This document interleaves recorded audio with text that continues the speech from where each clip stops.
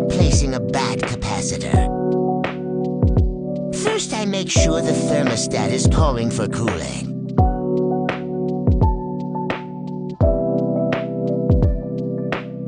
Next, I go to the indoor unit and quickly check the filter and water safety.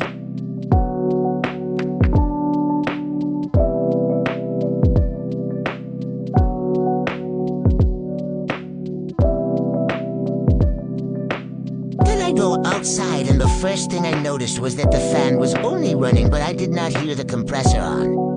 I take off the door so I can take a look at the capacitor. Before I check the capacitor, I remove power going towards the unit.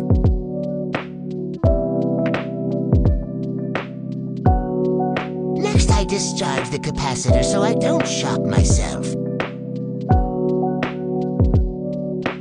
Put my leads on Herm and Common and set my meter on MFD to check if there is anything feeding the compressor. I am supposed to revive 35 for the compressor, but I got 0.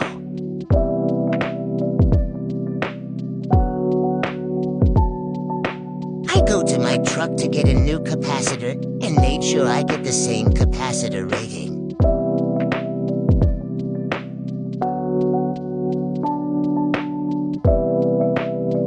Check the new capacitor if I am getting the right reading for the compressor and fan motor.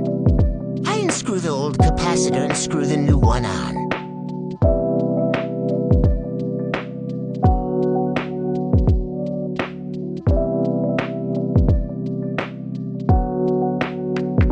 To make sure I put the wires back on correctly, I check the schematic to see what wires goes to the capacitor and see which wire goes on Herm, Common, and fan.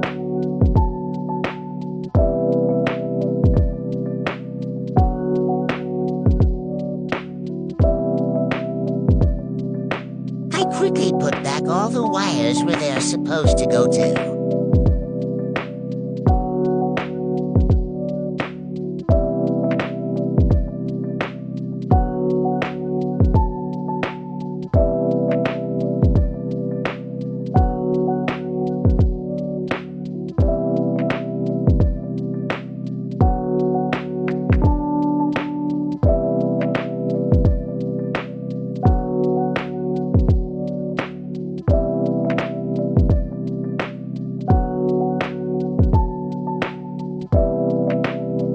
Turn back on the power to make sure the compressor and everything else comes on.